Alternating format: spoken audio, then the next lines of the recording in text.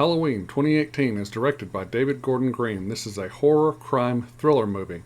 Halloween 2018 stars Jamie Lee Curtis as Laurie Strode, Judy Greer as Karen Nelson, Andy Matichak as Allison Nelson, Will Patton as Officer Frank Hawkins, Dylan Arnold as Cameron Elam, and both Nick Castle and James Jude Courtney as Michael Myers, the Shape. This movie is rated R for horror violence, bloody images, bad language, and brief drug and alcohol use and nudity. This movie would be okay for anyone 18 years of age and older, but no one below that. The movie has a runtime of 1 hour and 46 minutes. Halloween 2018 was released in theaters in the United States on Friday, October 19th, 2018. I saw this movie 4 times in movie theaters. It has been exactly 40 years since Michael Myers, the Shape, escaped from Smiths Grove, Warren County Sanitarium and came home to his hometown of Haddonfield, Illinois, where he stalked and almost killed Laurie Strode. After he was shot 6 times by his psychologist, Dr. Sam Loomis, Michael was caught and captured later that night by Loomis and the Haddonfield police. Now, 40 years have passed and Dr. Loomis has passed away. Laurie Strode still lives in Haddonfield and Michael Myers is still incarcerated at Smiths Grove, Warren County Sanitarium. Laurie has had a hard life and has let the events of that Halloween night in 1978 control her whole life. She has had 2 failed marriages, a rocky relationship with her only now grown-up daughter Karen. Laurie and her granddaughter Allison try to have a relationship, but even that relationship is not great. Laurie has spent basically her whole life waiting and preparing for Michael's inevitable return by setting up traps inside and outside of her home, as well as becoming an expert marksman with many kinds of firearms. Plus, she has training and skills with other weapons as well, like knives and such. It is Halloween Eve, and Michael, along with other prisoners, are being transported that night to a new facility called Glass Hill, but the bus ends up crashing in a ditch near Haddonfield. Now the prisoners and Michael Myers, the Shape, are once again free, and Michael once again returns home to Haddonfield on Halloween night 2018, exactly 40 years later, to pick up where he left off on his killing spree. Laurie learns of the crash and that Michael is loose in Haddonfield again, so she goes to hunt him down so she can finally, and once and for all, kill him. Okay, that is the summary synopsis. Here are my negatives. There is one scene at the beginning of the movie that drives me absolutely insane because it is gross and because to me it is the filmmaker's way of subtly trying to insert some gay LGBTQ+ junk in this movie. It is the scene in the school hallway where Allison sees her boyfriend Cameron Elam and their friend Oscar. Oscar kind of starts it, but Cameron doesn't act like he has a problem with it when they both kind of start kissing on each other. I mean, it's just sickening. I always have to turn my head during that scene because it just grosses me out and makes me want to puke. Again, Hollywood, I say this to you. Stop putting this woke LGBTQ+ shit in movies, TV shows, books, video games, and music. Just stop already. In one scene in the movie, there is a tape recording where we hear the voice of Dr. Sam Loomis in the film that the 2 investigative journalists are listening to when they are trying to go over all the information and notes that they have. The recording is of Dr. Loomis giving testimony to a court board of doctors and directors at Smiths Grove, Warren County Sanitarium on what happened to Michael Myers after his escape and the 1978 murders and his ultimate recapture by Haddonfield police, and Dr. Loomis himself. The person or the actor who did the voice of Dr. Loomis on that recording that we hear is absolutely terrible, and it sounds nothing like Donald Pleasance's Dr. Loomis voice. The man or voice actor who did the voiceover for Dr. Loomis during the opening credits of Halloween H2O sounded just like Pleasance and did an awesome job. This guy in Halloween 2018 does not even come close to sounding like the beloved Donald Pleasance Dr. Loomis that we know. The character of Ray Nelson, who is Allison's dad and Karen's husband, is one of the worst characters in this movie and in the entire Halloween franchise. The filmmakers wrote a weak and very stupid character. I mean, some of the things he does and says makes him out to be this guy with absolutely no common sense at all. Plus, the peanut butter on his penis joke or line of dialogue is not funny at all. To me, it was disgusting. And then, when he's at Laurie's house and he is waiting for the cops to give them word on where Allison is, he is outside, which is not smart because there's a serial killer running around loose out there, and he could be anywhere. Not only that, but he's standing out there like an idiot playing with a yo-yo toy. Oh yeah, you're real concerned about your daughter's safety, aren't you, Ray? not. The Dr. Ranbir Sartain character I didn't really like either. Something about him just did not sit well with me. Then they really did something they shouldn't have with the movie. Right in the middle of everything, they have this little sidetrack moment where Dr. Sartain kills Officer Hawkins because he wants to know that feeling and what Michael feels and what pleasure he gets out of killing someone. Then the filmmakers pulled the ultimate no-no. Dr. Sartain puts on Michael's mask. Not no, but hell no. This whole sequence in the movie should have either been rewritten or cut out completely. When Dr. Sartain put on that mask, it pissed me off so bad I dropped a few F-bombs in my head while I was sitting there watching the movie in the theater. The same thing happened at the end of Rob Zombie's Halloween 2 when Laurie puts on the mask, and that made me mad as well when it happened in that film. No one wears Michael's mask but him. End of story. Karen is not a great character either. I can understand she's had a weird childhood and upbringing because of what happened to her mother years ago back in 1978, but I mean, she doesn't understand that Michael is pure evil. I mean, she's always against her mom until the end of the movie when Allison is missing and Michael comes to Laurie's house and Laurie has to face him once again, and for Karen, it's her first encounter with the Shape, and she realizes now after all these years that her mom was right and that he would eventually escape and try to finish what he started all those years ago. Cameron Elam I kind of liked at first, but then I really didn't like him when he messed up with Allison at the Haddonfield High School Halloween dance, but I will say that Dylan Arnold did a really good job at portraying this character. One thing I did not like about this movie is when Michael escapes custody on the night of Halloween Eve 2018, he kills a 12-year-old boy and his father who are just in the wrong place at the wrong time. Before this movie, Michael never killed children. Now, he did try to kill his 7-year-old niece, Jamie Lloyd, in Halloween 4 and Halloween 5, but he failed, and that was only because he was related to her, and it was the whole kill your family storyline.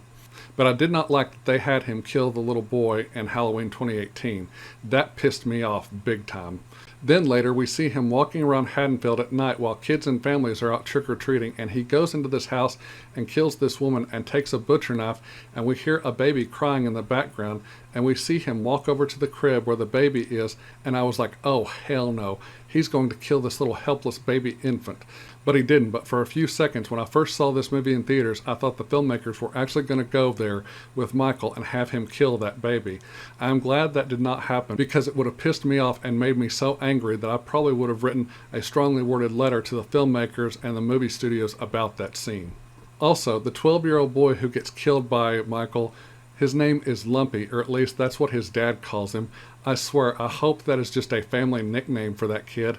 If it is not, and it is his real name, I feel so sorry for that kid, because if it is his real name, he probably gets picked on and teased a lot at school because of that name. Those are all my negatives. Now, here are my positives. The story. Overall, the story is really, really good. It was easy to follow, a pretty grounded horror movie. I really liked it and really enjoyed it. The look and feel of the film is really great. It actually feels like that fall, autumn, Halloween season with the leaves falling off the trees, the shorter days and longer nights. The look and tone of the film is actually pretty ominous and creepy.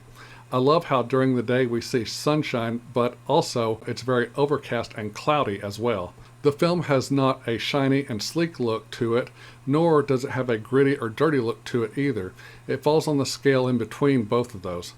But it leans more towards the gritty side. The film uses more cool colors than it does warm colors. It uses blues, dark grays, greens, some browns, blacks, and off-white colors. The main theme of this movie is trauma, which is then passed down from mother to daughter to granddaughter, which I thought that was a neat concept. The sets and set pieces in this film are mainly practical and on location. Halloween 2018, the entire movie was filmed in Charleston, South Carolina. The characters and actors playing them, minus the ones discussed in my negative section of this review, were really awesome. Jamie Lee Curtis once again reprises her role as Laurie Strode, only in this version she is not the sister of Michael Myers. She is just a woman who he set his sights on back in 1978 and started stalking her and her friends and eventually attacked her. The events of that horrible Halloween night so many years ago has shaped who she has become, and it's taken priority over her life and pushed away her daughter and family. She is like a survivalist now and is very proficient in hand-to-hand combat, plus she is very knowledgeable around rifles, handguns, and other firearms, and knives as well. Allison is Karen and Ray's daughter and the granddaughter of Laurie, who wants to have a relationship with Laurie and who tries hard to make that a reality, but her mom tries to keep them separated. One of my favorite characters in this movie is Officer Frank Hawkins, who is played by veteran actor Will Patton. We learn that he and Laurie have known each other for a long time and that Hawkins also has a history with Michael Myers, and that he was the one who captured Michael and rearrested him that night after his attack on Laurie.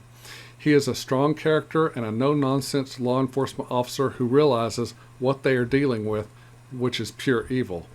But you sure don't want to mess with Hawkins or trash talk him while he's playing pinball, that's for sure. I really liked Allison's friends, Dave and Vicky. They were really cool. Vicky is cool and funny, and she's a strong character who goes one-on-one with Michael, who attacks her when she's babysitting the little boy named Julian.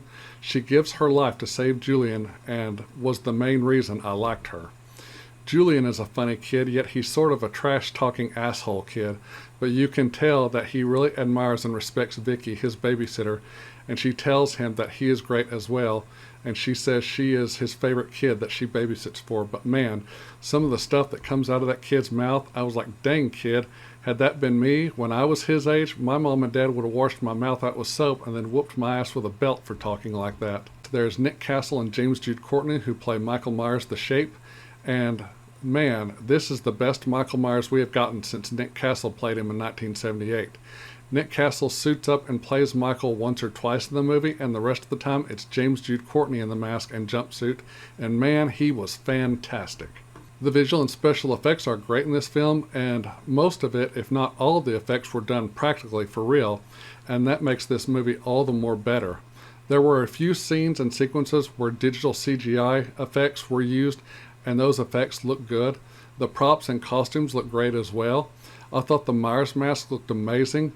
It wasn't the Shatner mold from 1978, but parts of it resemble that mask, and of course, since it's like 40 years later, the mask is aged and looks older. The jumpsuit looked great as well. The effects artist on this film was Christopher Nelson, and he made everything about this film look real, and it was amazing to look at.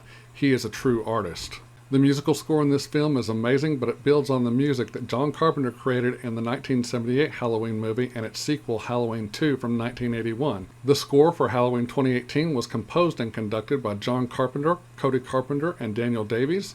We get the main Halloween theme and some of the score music from previous films listed above, plus they give us some brand new music which really works for the film, and it's creepy and at times terrifying. But the main Halloween theme is always amazing. The score for Halloween 2018 rocks. And finally, I loved and appreciated all the tributes that David Gordon Green put in this film, just to give a nod of appreciation to all the Halloween films that have come before this one. Okay, those are all my positives. Now it's grading time. I'm going to give the horror slasher thriller film Halloween 2018 an A+. Here are my final thoughts. I thought this movie was really good. It is a welcomed addition to the Halloween franchise. Though it's not perfect and it does have its problems, I do wish they could have somehow included Halloween 2 into canon with this film, though Laurie and Michael are not siblings in this one, and to me it would have just made Laurie's fears and paranoia all the more justified, because she would have been attacked multiple times that night, not just at the Wallace house and 3 times at the Doyle house, but she would have also run into Michael a few more times at the hospital in Halloween 2. To me, it just would have been better. I will say that as far as sequels with Jamie Lee Curtis goes, when it comes to years later after the first and second film, Halloween H2O is a much better movie with a much better story than this one. I still prefer Halloween H2O over this sequel, but this is still a great film. Yes, I do own this movie on Blu-ray and DVD, plus I have the 4K Steelbook of this movie as well. If you are a fan of the Halloween franchise and have not seen this movie, then you need to see it at least once. Okay, that's it for this video. Thank you all so much for watching. I'm going to say good night. God bless. I love all of you. And I will see you all in the next video. Happy Halloween, everybody.